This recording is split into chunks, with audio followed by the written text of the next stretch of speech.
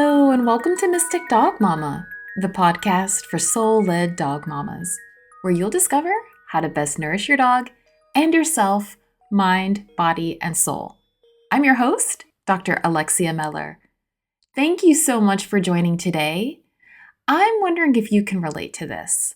I used to think that all I had to do to keep Lucky healthy was pick the right food, follow the research, and stay in control.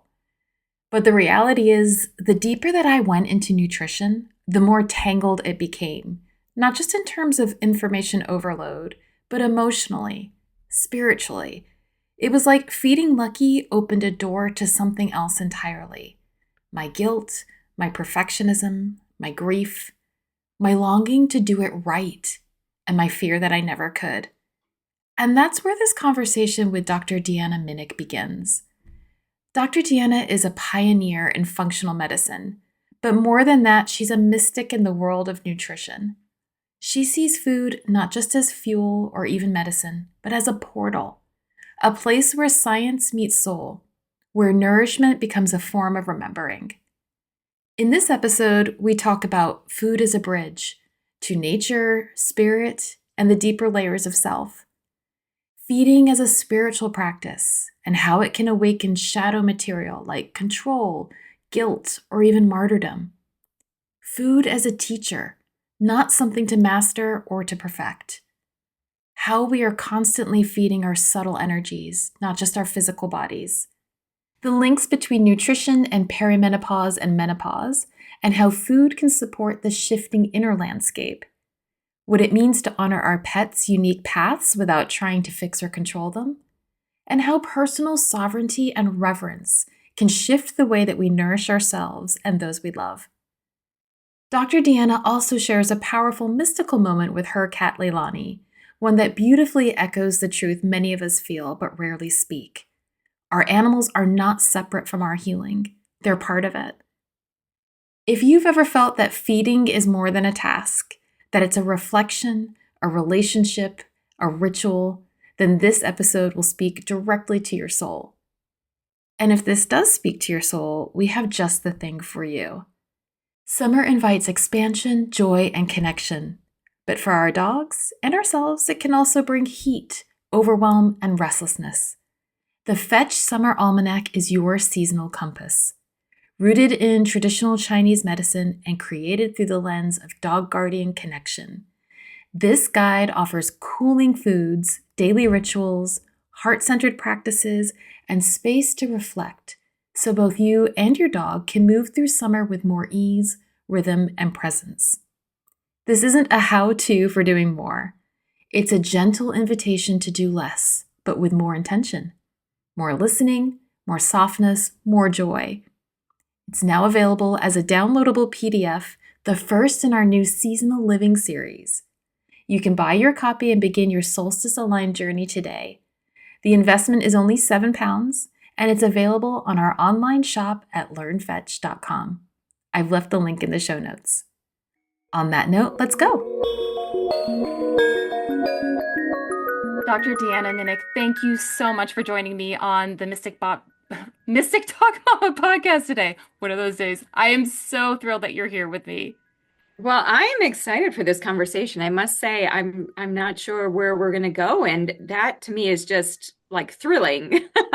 I feel agree. like we're very like-minded, so we'll find a lot of fertile ground to talk about. Absolutely. And just to let the listeners know, I have been a fan of your work for a while now. I just love the way that you bring functional medicine to a different level of conversation and the Hmm. marrying of mind, body, and spirit and thinking of food in just such a sacred way, I feel is really resonant for me. But in particular, you put a post on Instagram that I was like, oh my God, this is my soul person, my soul tribe here. Like we need to have this conversation around nutritional awakening and this paradigm shift that we are in, and taking a whole different perspective on how we're thinking about nutrition and nourishment and food and all this Yeah, good stuff. So I'm really excited to dive into some of this stuff today with you. I am too. Gosh, where do we begin with that nutrition awakening conversation, right? Because it feels like there's something so ripe here, and we all feel it, but maybe we can't define it. But yeah, I mean, me being in nutrition for a long time, I've started to see this emerging overall just as a pattern where people get really locked in to their paradigm. And so nutrition becomes another religion. Nutrition becomes another point of, it's almost like a springboard into polarity. It's kind of like, okay, and you see it all over social media too. Every time I'm on Instagram or Facebook, and I just felt it in such a way. And a lot of my posts on social media are like, I'm not thinking about them ahead of time. I just kind of observe. And then there's kind of like this sense. And then I'm like, okay, this is the message. And that post that you're referring to with Nutrition Awakening is one of those because I kept seeing just so much polarity around nutrition. And I think polarity causes confusion for people. I mean, in some ways, people like it because it feels safe. But then on the other side, having a yes or a no, a right or a wrong, one or zero, right? It's either or, it's on one side of that. It just, in some ways, it simplifies life, but we all know that life is not in that binary mode of existence. So, yeah, No. expansion is needed during these times for sure. It is, and I think what was standing out to me as well is that what you were referring to with the kind of 3D and 5D approaches and the need for integration, which I think is what was really powerful too, Yeah. in terms of what you're referring to is getting away from the kind of binary conversation and actually looking at how do we merge these two things. But it's a conversation that's happening in the wider sort of spiritual context. And I think that people are trying to navigate what does that actually look like in practice for me. And uh, sort of avoiding that spiritual bypassing that we see a lot. And I think food and nutrition, it is divisive, but it's also, as we were saying just before we started recording, it's something that can bring us together. Food unites us. Yeah. And it's Yeah. also something that's so practical, it's so tangible. We're dealing with it on a daily basis. And I think the Mm. way that you're offering a different way of thinking about what it means to nourish ourselves and how Yeah. do we come into a different relationship with food and nourishment is such a way of opening the conversation. It's a portal into thinking about these things. And I wondered if you could touch on a little bit around that and your greater work around the mind body spirit connection and how food sits at such a kind of keystone within that. Yeah, because food punctuates our day. Just like you said, everybody on the planet is experiencing a connection with food. So if we take food and we back it on up, we see that food is a connection with the earth, it's a connection with elements, it's a connection with community, with nature, with life. The bedrock of existence, life and love, and really seeing our connection to food is very symbolic of our connection to everything else, including ourselves, in a big way, ourselves. And what I saw when I was seeing people one on one, what I would often see is a lot of fear, a Mhm. lot of distress around food about, oh my goodness, I see maybe I shouldn't be eating this. I remember some time ago, just even working with somebody who could only have 7 foods. She had constrained herself to like 7 foods that she didn't feel like she was reacting to. And really, that became the universe of her food. And then that kind of opened up for me this whole concept of what I call dietary micro rotation, which simply means getting a lot of diversity and rotating, moving, and creating through food. And that, for many people, they say, I don't have time for a spiritual practice. I have to live in this physical reality. I have kids. I have responsibility. I have a job. I have more than one job. But food can really be a portal to a spiritual practice. We can treat it in a spiritual way, right? We don't want to have the stress response of food. We want food to be nourishing. And so it's kind of interesting because there are so many different directions upon which to go with food, right?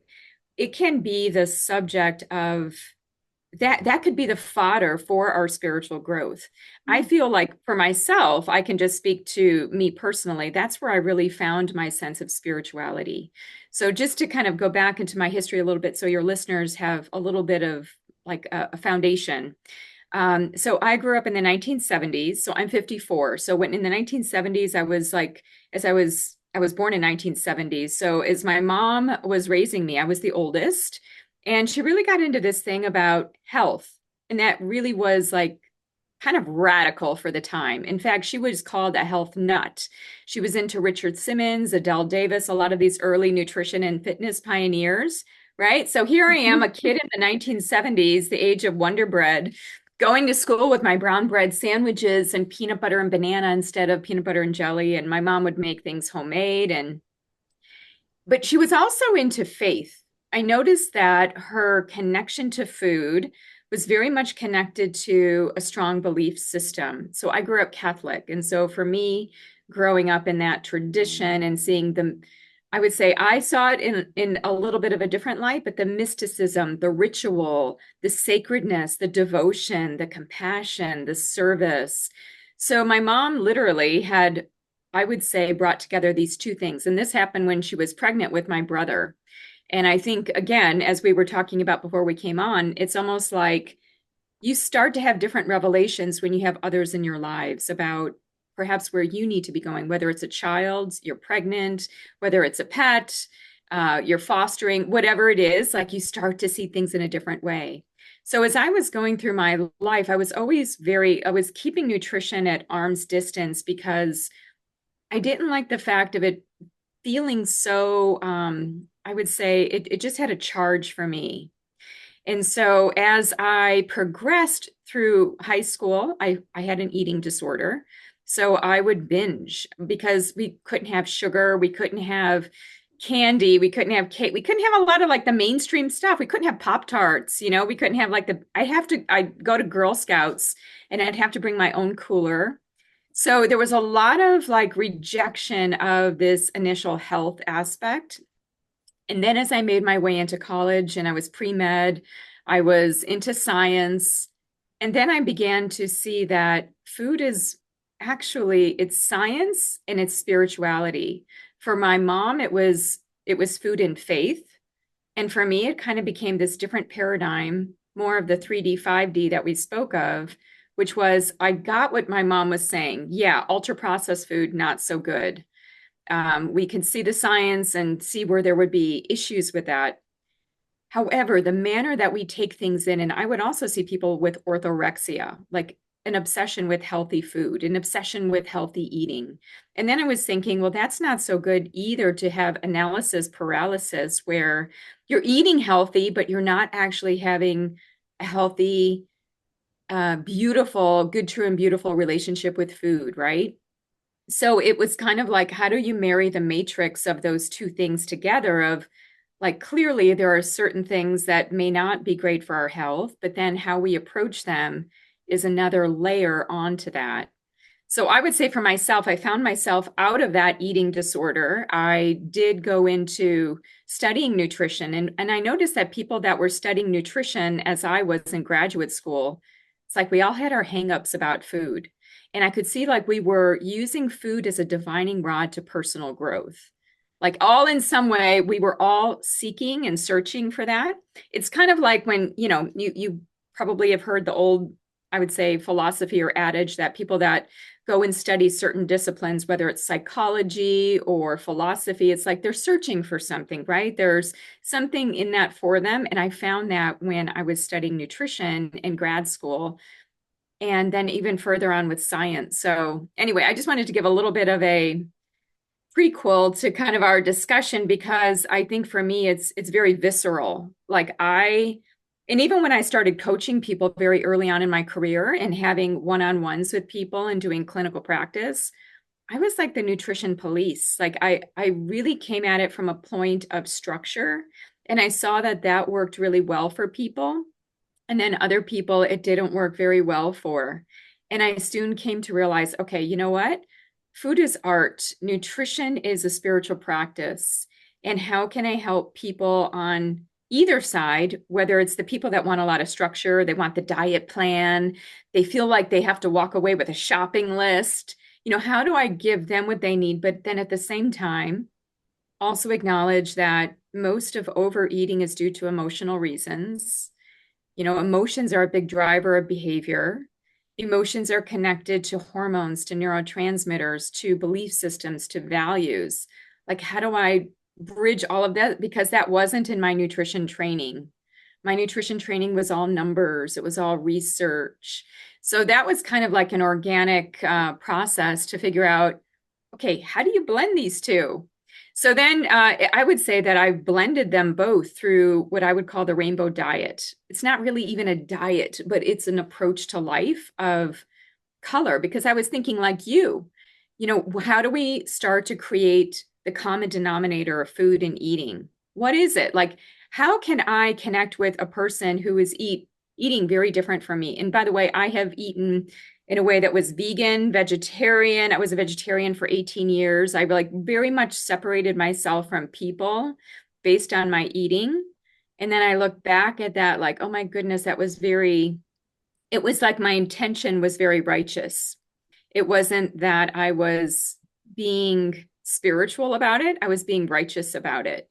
So I really had to dismantle a lot of my nutritional views while I was studying nutrition and come into that place of nutritional sovereignty of like, okay, everybody has their own point of presence of where they enter into that relationship with food, and all paths are valid and they're all sacred.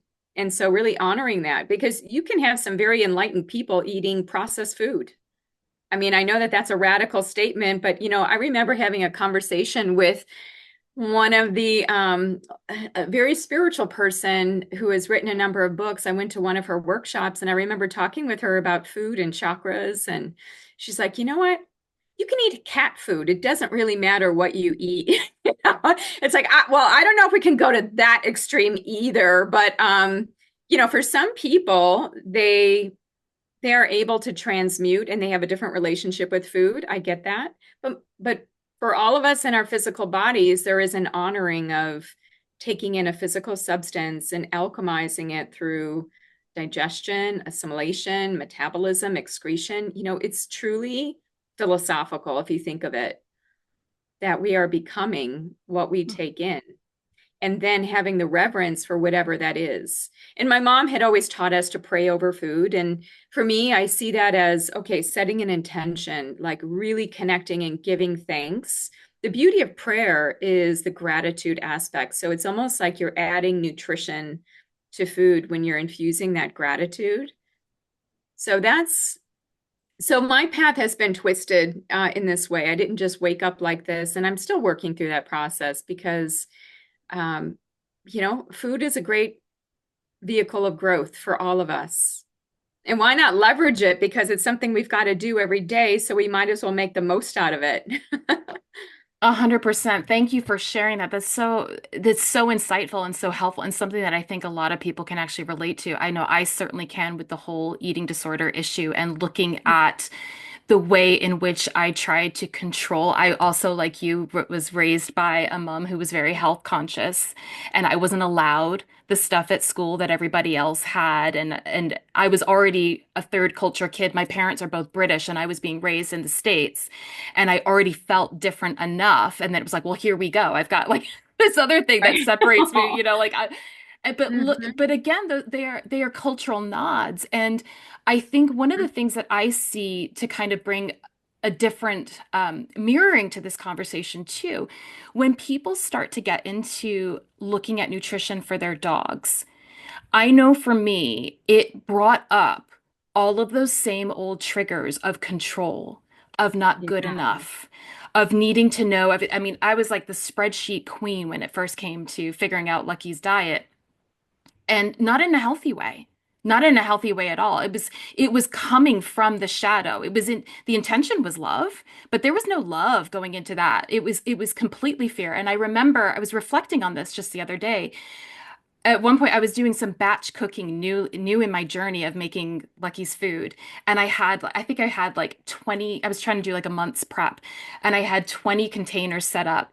And my mom came into the kitchen and said something to me, and I snapped at her because I was in the midst of counting and figuring out like where, going through, had I put this particular ingredient in everything, and I lost track of what I was doing, and the fear that came up for me of like, oh my God, I can't remember. Did I put the calcium in that one pot?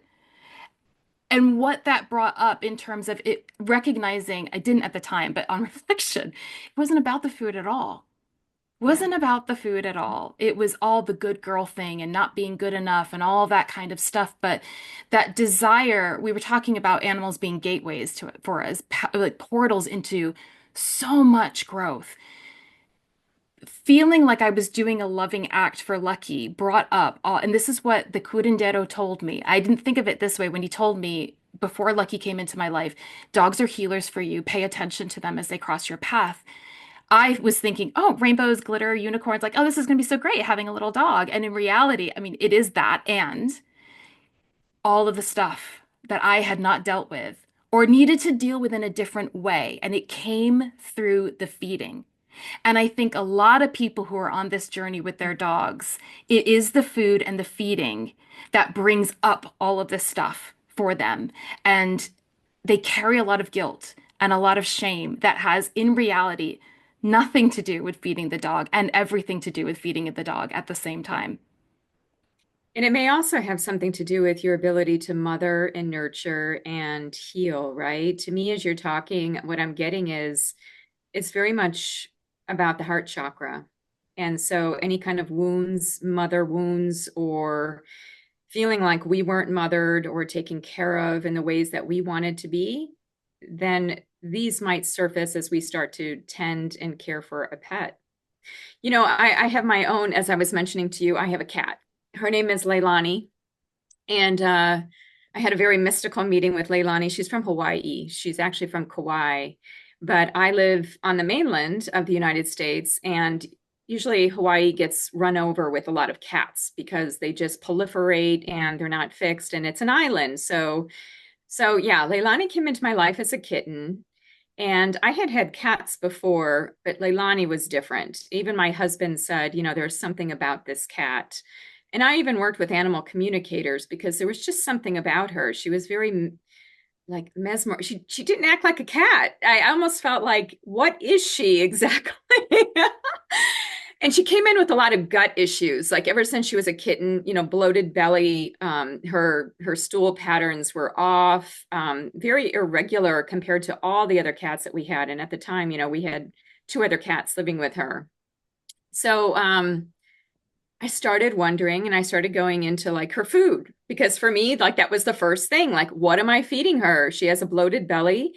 Well, and also I took her into the vet. Does she have parasites? What does she have going on? Like, here's a stool sample. Let's check her out. So fast forward, she'll be 7. No, she'll be 8 in July. And she has taught me a lot because I soon came to realize that it is about the food, but it's not about the food. I do think sometimes animals also can take things on from us. I don't know if that's exactly what was going on with me and Leilani, because, she had it from the moment we got her. So I don't think it was something in that way, but I do think that sometimes all of that worrying and, they kind of feel that and they take that on, right? So then I started to let go a little bit, still keep her on track with her diet, because if I did change her diet, she would have a lot of gastric issues, a lot of diarrhea, and even sometimes bleeding. So I had to really be conscientious about that. But the way I started to relate to Leilani was not as like a mother-child. It was like peer to peer. Mm. And the moment I think I started to do that, it changed all of the worry, all of the fear. And I realized, this is a really very astute cat presence before me. Like, it's not like I have to take care of her. Maybe she's taking care of me. One time we had a cat sitter come over because we were gone and she sat with Leilani, and I didn't really know this woman very well, but at the end of it, she connected with me and she said, "Oh my goodness, Leilani, I just felt like she was tending to me. Like this woman did Reiki and energy healing." So I thought, oh, this is like the perfect person to be with Leilani. And this woman actually felt like Leilani was a healer. And I feel that with her. And I feel like if we see our pets as partners, right? I mean, obviously we need to tend to them because they're not, they're not feral. So they're homebound and we need to feed them. But I do think that there is something about the construct mentally of how we see an animal. Sometimes I don't even say pet because it's like, Leilani is Leilani. Is she really my pet or am I her pet? Right. What's really going on there? So she is a being that lives with us. And so that has helped a lot in terms of our dynamic and how I relate to her. And yeah. So anyway, I'll just chime in on that piece because that is something that I have learned and grown through. And every cat that I've ever had, and we've also had a dog, you learn through them. Like, goodness, like they are portals of spiritual growth. And yeah, and that's why I love connecting to animal communicators many times because they can kind of give a window in to what you're not perhaps seeing. So that's also, especially if they're not seeing the animal. Mm-hmm. No, So that's fun to 100%. do. It Yeah. is. Well, I wonder, was there something in particular that triggered that moment for you where you started to look at Leilani as a peer? When I realized I couldn't fix what was going on with her gut, here I am, like in functional medicine, like I have helped people to work on their guts, like human beings. And then I was like, why can I not figure this out with Leilani? I mean, vet visits, which would just stress her out, right? I mean, holistic vets, allopathic vets, animal communicators. Nobody really had what was the solution, right? And it was just painful for her. So then it was almost like a moment of surrender. It was kind of like, you know what, loving detachment. Mm. This is not, perhaps Leilani's journey is not one that needs so much, maybe she's just independent, looking after herself in her own way, and this is her path. And I need to be part of that path, not force the path or try to control it. But for a while, it was all about the food. And I have to say, we had another cat too. His name was Charlie Brown, and he came into our lives a little bit later. So he was an older cat. But he had he became overweight. And for me, I was always like, oh my goodness, like, what is it with me and the cats and like their food? Why can I not get this right when I can help people, but I'm not helping the cat. And so anyway, it's just caused me to kind of step back and realize, I'm not the one in control. Like maybe Leilani is in control of her own path here. And, obviously I'm here to help her. And we have such a good connection. Like as as you live with an animal, it's almost like you start to sync up. Mhm. And so you begin to just kind of relinquish a bit of like the human imprint and start to merge into what you were talking about before around systems. It's like, no, we're part of an ecosystem. It's not human and animal. It's like we are part of nature. And let's share in that together. I love that. No, and I think you brought up a really important point with that too, that I think a lot of us struggle with is that healing doesn't equal fixing. I think we often have that idea that that's what we're meant to do, and if we don't fix it, we've failed, and Yes. carry the guilt of that. Yes, yes. And that is, the people pleaser archetype, the wanting to be validated, the martyr archetype. And I even had that when I was seeing people one-on-one, clients, and it was a burden in some ways. It was a burden to bear because I felt like I had to fix it rather than later when I realized, no, I'm holding space. Mm. I'm holding space for whatever needs to arise. And I need to take that same approach with Leilani. I need to hold space, not force what I think is best. Leilani will let me know. And I need to hold space and be attentive. So I think for me, the clinical sphere and what I was doing with functional medicine, all the elimination diets I've ever had people on, all of that, what I have learned from that process is, again, it's about showing up and being present. And as one of my teachers, Shar Sundas, would say, be the hollow bone, right? In the shamanic, more of the nature-based tradition is, you're not forcing and giving. It's a very yang approach to do it in that way. And that's what we're used to because people go to a doctor or they go to some kind of practitioner of some type. They expect something in return, right? One of the biggest things that we can be giving an animal or a person is our presence, our sense of holding that space for whatever sacredness is about to arise. So I would apply the same to food, right? So it's not the sense of control. So perhaps we just have to like almost zoom out of our imprints and how we're living. Like, are we looking to impose control? And how can we balance that with a little bit of surrender? Because it's hard not to have some element of ego or control because we are human and that's just part of our existence. So rather than fight that, just embrace it. And then also to feel out, how can we bring in a little bit more yin, a little bit more of the feminine, the listening, the receptivity, the surrender into the what if, right? I was listening. I just have to tell you, this is kind of ironic. I was just listening. I have this thing about listening to near-death experiences. Like in my free time, I I listen to love that. NDE. Anyway, I was Yeah. listening to this woman. She was a younger woman, probably in her early 30s, and she just had an NDE like that was very present for her and like top of mind because it had just happened in early 2024. So she was telling a very detailed account. And one of the things that she mentioned, which I thought was really interesting to bring into this conversation, was that she was vegetarian.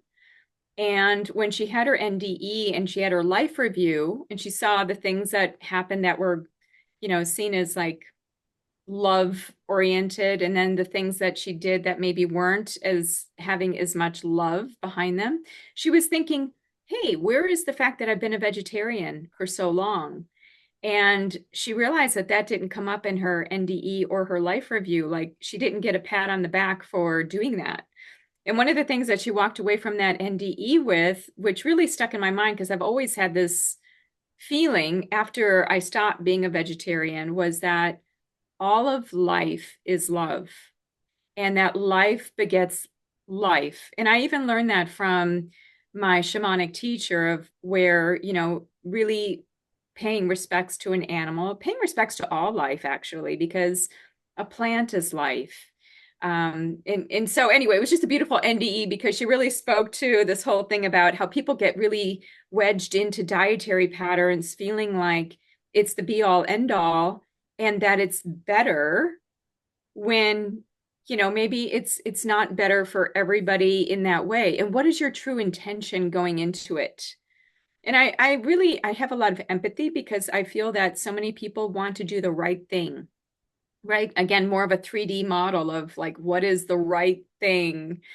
And I kind of feel like in the 21st century, nutrition has dismantled the right thing because now we have personalized nutrition, right? So what you need will be different than what I need, and our needs might be different day to day. So it's less predictable and siloed and in a box than we originally thought it would be, I would say. Like back in the 20th century, when I was doing my graduate work, it was kind of like things seemed more definitive.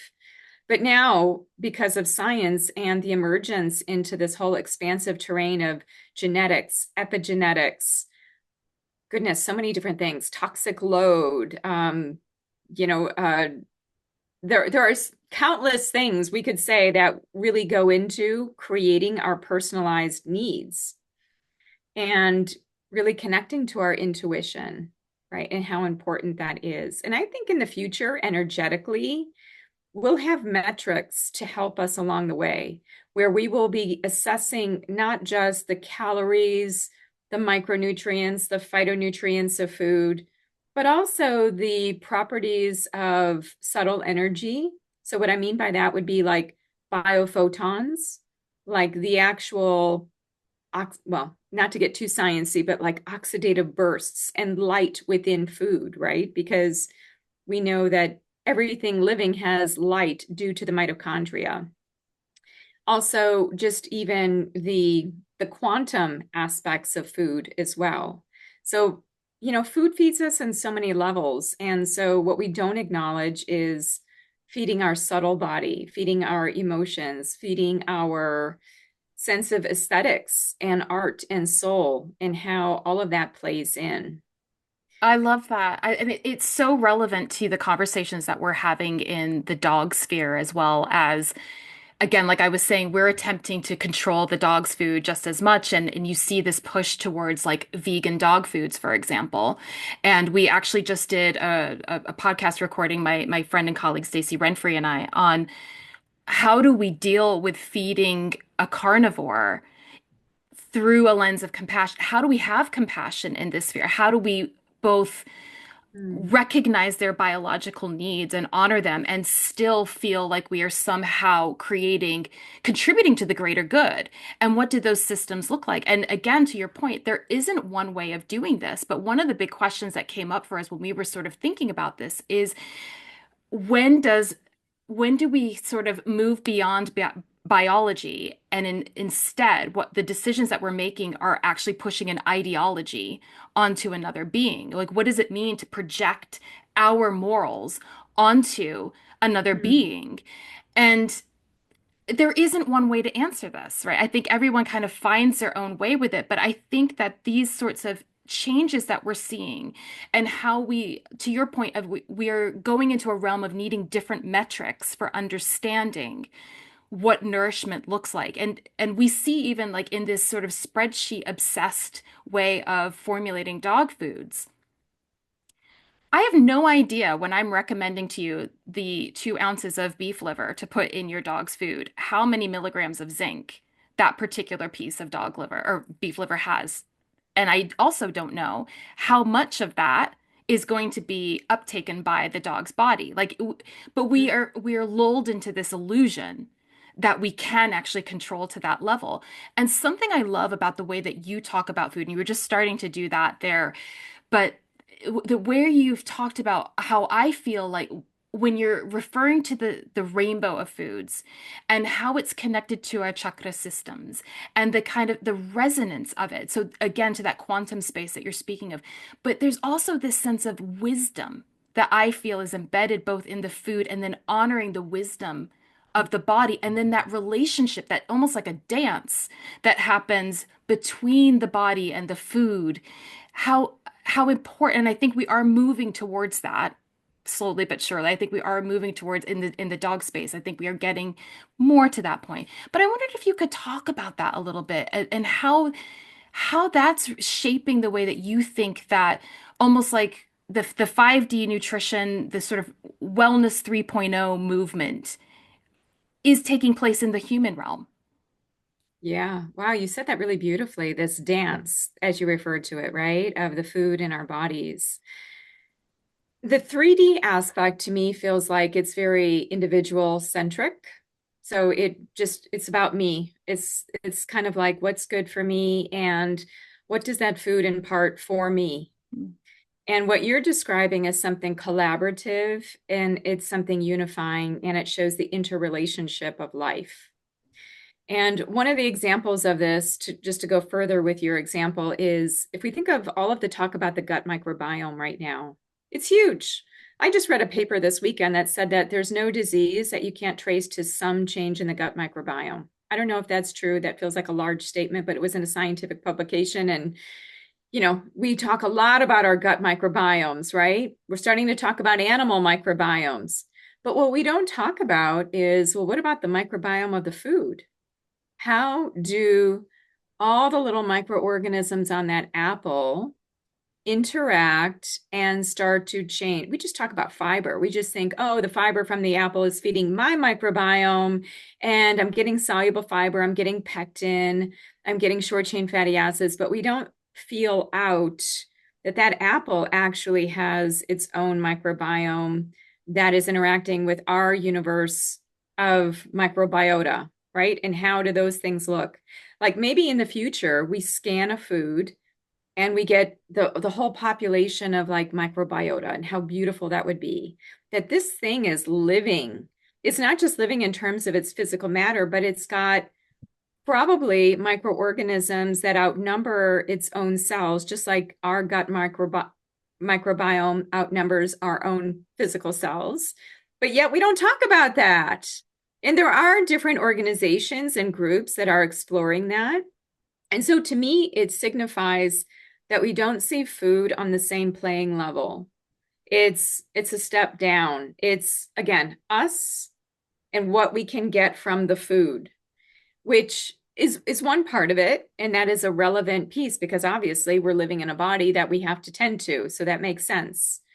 However, if we do think more expansively about the food, about the shape of the food, taking in the color of the food, looking at seasonally, like if we just go back to like traditional medicine systems and look at the connection with nature, the honoring, the reverence, the I wouldn't, I guess the word is like maybe connection to the seasons and how they would see foods during that season as part of nature's intelligence, trusting in nature's intelligence, right? And so when we are connecting to that deeply, I feel like, okay, now we harmonize.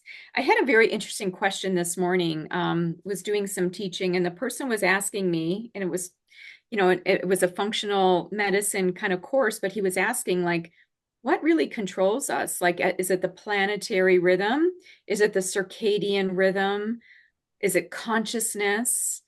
All these different things. And I think if we can understand those things a little bit better, to see that we are a micro within the bigger macro, then it feels like we can start to expand our thinking around food, eating, and our food choices. And one of the biggest things I do feel is, well, actually two things just to put out there for you, for us to discuss potentially. And that is truly eating in season for whichever location you're at. So often I see with people that they kind of have their way of eating at home. And then when they travel, they try to bring the way of eating from home because it feels safe into wherever they're going. And perhaps they have allergies and restrictions and they need to do that. That makes sense. And I do that to some degree as well. I also feel like back to that microorganism concept that wherever we go, truly having an experience of that place and how essential that is. So when in Rome, eat like the Romans, right? Different places, they even smell differently.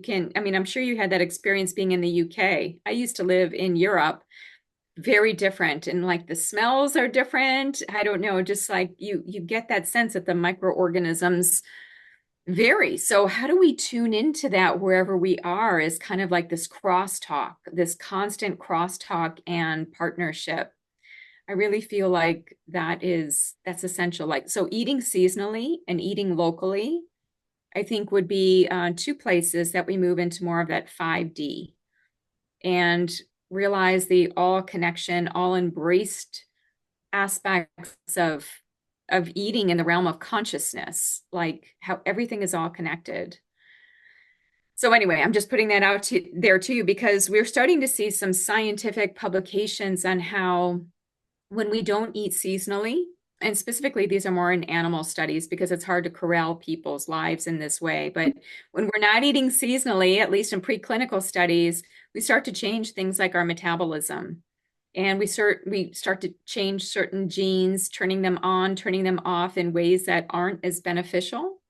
So I do think that eating seasonally, perhaps lunar rhythm is also really important, looking at the cycles of the moon because of hormonal fluctuations.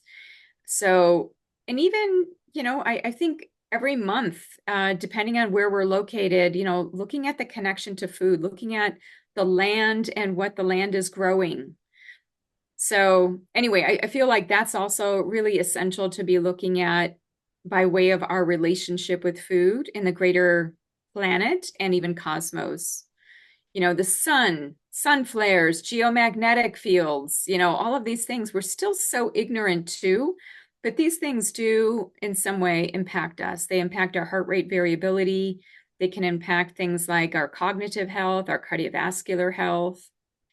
So anyway, all through Yeah. food and rhythms of nature. Absolutely. Absolutely. And I don't know if you've seen this, but because I'm in perimenopause and a lot of my listeners are in perimenopause, and it's like the conversation that we're just talking about, not only this veil being lifted on a spiritual level, a very physical level, and seeing the ways that our bodies respond differently than they Mm, used to respond like 10 years before, for example. And I've noticed I am much more sensitive to the solar flares. I never, ever, paid attention to that before in a practical way. I mean, because I'm into the esoteric, of course, I was interested in those sorts of things, but like actually physically recognizing, oh my gosh, this is having a Yeah. very literal impact. And the gift of that for me is that it is that awakening of if I'm feeling this, what else am I actually in resonance with and experiencing that I'm just not aware of? Mm. And so then that's an invitation, right? To get curious about what else is going on. Like how does sound impact our bodies, impact our food? How are the plants speaking to us? All of that kind of stuff. And I think it's part of the missing piece that I think we're so desperately seeking when we have that drive, like something's missing, right? Yeah. Like we're desperately seeking Susan, right? Like there's like that feeling of like, Uh-huh. I'm missing something, and I think that's part of it. And I wondered if you had any thoughts on that. Well, especially through the perimenopause, right? Because you're going through a major transition. And the way I see it in terms of chakras would be you're moving from the physical based chakra system, so the root, the sacral, the solar plexus, all very earthy. It's about your work in the world. It's about your relationships in the world. But now you're moving through this space, going up into the heart, hence the hot flashes, right? Hence the night sweats, the heat rising, and you're moving into a very, I would say, non-physical time of life where the physical will start to subside. The veil of hormones comes down. So now you've got your real self without the overlay of estrogen and progesterone changing your behavior and changing the bouts of activity and the spurts that you might have. And then, as you mentioned, whether it's the solar flares, the full moons, whatever, everything is impacting us. We're not separate from nature. We are nature. So when you go through that perimenopausal time, it's like recalibrating. It is reestablishing your new norm and the next half of your life, really, if you think of it. And I've been thinking about that for myself, just in terms of when you do come over to that other side, it's kind of like a little bit of a near-death experience because you are letting go of you're going through a tunnel. You're going through this portal of opening up into a realm that is very different from the first half of one's life, which is all very outward, right? It's all very, whether it's having children, having pets, having, right? And it's externalizing. And now we are going on the inside. So if we didn't tend to the inside and we didn't keep those adrenals in check, we didn't tend to food in certain ways, we didn't tend to our sleep. Now it might be a little bit more rocky as we make our way through this portal where we're going completely inside without that protective overlay of endogenous hormones initially.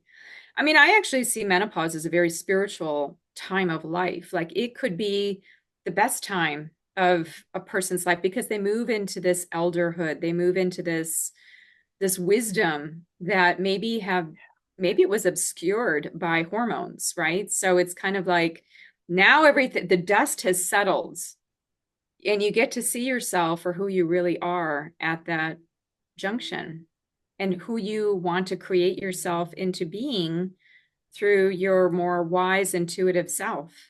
Because by that time, you have a lot of life experience, right? So intuition is even more pronounced. You get feelings about people, you get feelings about situations. You may have had that before, no doubt, but now it's really amplified because, again, the hormones aren't doing the dialogue inside. Everything has cleared, the dust has settled. So now you're like, oh, this is who I am. Mm-hmm. So it's Definitely. actually a really beautiful, it can be a very beautiful time of life, but a It little is. bit tumultuous initially, just because it's, anytime you recalibrate. Well, and I think too, because culturally we don't necessarily honor our elders. And we don't honor the crone. And I think, especially for women, there's a fear around stepping into that phase of life when our value has been upon our youth, upon everything that is predicated upon the Yeah. hormonal veil, right? Like, and all that. So it is a bit frightening as well. And I think that to me, I see part of what's going on with this greater paradigm shift is that we are being asked to reclaim that. to step into it and to discover what that looks like in the 21st century. What does it mean to be an elder in the 21st century, particularly in our culture where we don't necessarily have models for that? Very Yeah. true. Yeah. Yeah. Yeah. And that's where a lot of the centenarian cultures, we see that elders are revered and that there is this sense of having the elder as the wise one in the community to inform everybody, right? So, I mean, I think even our relationship with food changes when we go through menopause because if we look at, you could look at the blue zones and say, oh, well, they eat certain things and they have green tea and they have lots of plants. And, I think that there are all of those things. Again, that's a very 3D approach of like what is. And I do also feel that when we go through menopause, we have a different relationship with our bodies. We are going to have a different sense of appetite, different sense of satiety. We may actually not need to eat so much. We may need to eat more of certain things, like whether it's protein, because we need to be attentive to things like our musculoskeletal system. So our relationship with food is up for reevaluation during that premenopausal time. So again, if our relationship with food in our 20s and 30s was a certain way where we felt disconnected, that might come up to be looking at and to be part of that recalibration, right? Which is just all par for the course, really. And so that would be an opportunity to, again, bring in more presence to food, to see food in a more spiritual, enlightened way. I mean, just to really, again, I've already mentioned this, but just to impress upon people listening again of the philosophical act of eating, of taking life and integrating that life into your being is a pretty phenomenal one. So it's kind of like this, it just feels like it's so alchemical. It feels like it's very transformative. And so having more presence and perhaps through perimenopause, being more attentive as to which foods now suit your body. Because without the veil of hormones, there might be certain things that come up now. I know for myself, one of the things I noticed was premenopausally, I had more issues with foods in terms of being more reactive. Like there were certain things that I couldn't tolerate so well. And so I kind of navigated them, but I notice now, and this may not be everybody's experience, they may have the reverse, but I feel that now without all the estrogen that I normally would have had, even though that tends to set people up for more inflammation, I actually feel like I can be much more expansive with my foods. Like I don't feel like I have the same heightened response. But that's just now. That's just that's just where I am right now. And that can all change. But I do feel like our bodies change in relationship to food. And maybe that is because it's funny, I'm coming into this again, but the gut microbiome that does change through menopause. So we may digest, metabolize, and produce certain metabolites that may change our overall systemic function based on that meal. So it's not like, the microbiome is everything, but it may be a sensor of the system change. And it's something that we can kind of rock from the aspect of like, oh, I can understand I've got these microorganisms that are producing certain things, and then that can lead to inflammation. Like it helps us to rationalize the system effect because the gut is connected to the brain, the gut is connected to muscle, the gut is connected to bone, right? But that's just a certain paradigm. It's just a portal in. Absolutely. Well, and it's funny because so talking about perimenopause and menopause, I'm reflecting back too on something that we just brought up around the experience of being younger with eating disorders and having such a disordered relationship to my body and to food. And I wish I could remember the name of the book, but I was given a book that was about overcoming your eating disorder through better relationship. And it's something that ironically, maybe not so ironically because everything is connected, but it's a lot about how I talk to pet parents about having a relationship with their dog and their dog's food, and how so much of, because we're every being, not just every human, every being is individual. And so when you start to observe what's going on with your dog in this case, you get to understand their patterns and their relationship. And I realized that when I was in the state of being in a really dysregulated relationship to food, I was in a dysregulated relationship to my own body, and I couldn't hear what I needed and wanted. And so I remember this book talking about, in a sense, it was a permission slip that if you feel, and for somebody who had the bulimic tendencies, the binging tendencies, this was very frightening for me, where it was, if you just feel like eating chocolate chip cookies all day, you just eat chocolate chip cookies all day. And I thought, there's no, I can't do that. But it was encouraging just doing that until you'll hit that point where you feel sick from it and your body's like, enough. And then you'll start craving something like broccoli. And it was less about what you were eating and more about developing, rekindling a relationship with your body and starting to hear it, starting to hear the microbiome speaking up of like, for God's sake, enough of the cookies. Like we need something else. Like we need a different fuel. But I think that's such a key. And to me, that speaks to what you're describing as well of coming into a 5D relationship with food. How do we actually start to hear our bodies, feel our bodies? What is the wisdom that's coming through, even an experience like that? Yeah. Yeah, absolutely. I think I know this book that you're referring to, this kind of chocolate chip cookie thing of just eat the food and then you'll get to rock bottom, kind of the dark night of the soul, and then you'll pick yourself up. And, I think that that may happen for some people and they may need support along the Mhm. way, right? Because 100%. kind of, that could manifest in a variety of different ways depending on the person and where they're at. I think one of the things that has helped me with teaching and being in that space of, because I started to do more workshops with women on emotional eating. And what I noticed was that the more that a woman could understand her emotional state and just really identify where she was at, the more she was in touch with what you're referring to, like that self-regulation aspect.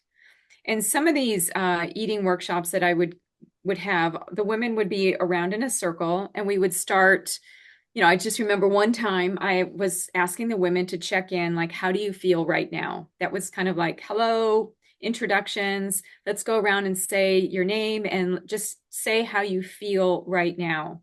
And it was really interesting because the first three women all said words that related to their mind. Like, Mhm. they would close their eyes. The one woman would say, I'm concentrating. The other one would say, I'm focused. The other one, I forget the exact word, but it was like these. And then I had to stop the circle and I said, I made an observation and I'm noting that a lot of us are up here. We're concentrating, we're focused, we're thoughtful. How do we feel? Right. And so being in that space. And then I had an activity called laddering where we take a food like chocolate chip cookie. Somebody would have to volunteer their biggest craving, like what food is haunting them and plaguing them. Typically, it would be things like bread, pasta, kind of squishy, comforting carbs, or it would be the sweet foods, or sometimes it would even be savory foods like pretzels and crackers and chips. Some people, I remember I had peanut butter. One woman had ice cream. There were all these different things. So somebody would volunteer one of their cravings. And then I did this whole exercise called laddering, where the person closes their eyes and then I repeat their craving to them. And we do this quickly. And they say the first thing that comes out. So let's just go with the ice cream one. No, actually, let's do the potato chip one because this woman that I had years ago, an entrepreneur in her 40s, and she was craving potato chips, but she didn't know she had this thing for potato chips. So I said, let's just do this little activity. This was not in a group. This was one-on-one. She closed her eyes. I said potato chips, and she would say things like crunchy, salty, snack. And then finally, by the eighth time I said it, she started crying. She couldn't even say the word. She started crying. And she relayed to me that she had an experience when she was growing up. She was the only child. And when she was between 8 and 12, her parents would leave her home with a bag of chips and dip in front of the television while they went out, whether they were working or. And so she felt very alone. So she did not even realize until that very moment that potato chips had become like her best friend. So she had this revelation. So we stopped the exercise because that was just like a couple of seconds. So it shows that sometimes we have really strong emotional memories to foods that are fulfilling something about what we're longing for in our lives, right? So with the chocolate chip cookie thing, I think, one strategy would be just to, continue. It's almost like you get the body sick in a way of that food. But I do think that the other piece of it is looking at what do those chocolate chip cookies represent to the person? Is it a need for sweetness? Why is it chocolate chip cookies? Why isn't it a brownie? So I always like to ask those questions, like, what is it about that food? What that food is your teacher. What is it teaching you? What are you connecting to it? So I wanted to mention that because I had so many fun groups teaching on this emotional eating and eating our emotions, eating foods with emotion connections and family and friend, just again, it kind of symbolizes something that we could be missing in our lives and wanting. So we're insatiably eating that food because it's like it's a substitute for the real thing. Yeah. Yeah. No, that's huge. And I think that's so perfect of kind of bringing together as well the way that food invites us to know ourselves at such a deep level. There's so much wisdom not only embedded within the kind of chemical compounds of the food or even, the quantum level, but also like what is that representing to us and how does that become such a teacher for us and allow us to do that deep shadow work that I think is such an integral part of this human experience. Yeah. Yeah. Absolutely. You said it well. Yeah. So all sides is, food allows us to really venture into that terrain and to heal. Yeah. Oh, I love that. I could literally talk to you all day long. I love this. Thank you so much, Dr. Deanna. If people want to learn more about your work, your courses, your books, where can they find you? I would say my website is probably the best place. So deannaminich.com. And when you go on there, there's a downloads page, there's a blog page, and then all of my social media stuff is there. I'm usually a little bit more, so where you saw that post that was on Instagram, I'm a little bit more edgy on Instagram. I'm a little bit more nutritional on Facebook. And then I have a Facebook group for experiences that sometimes I bring in. So that's called Nourish Your Whole Self Community. So people can join that too. Wonderful. I will leave all those links in the show notes. I wanted to ask you one last question before I let you go. And it's a question that I ask all of my guests. And I wondered if you would like to reflect on this, maybe specifically with Leilani or your animals in general. And that is, what do you feel like she has taught you about what it means to be human?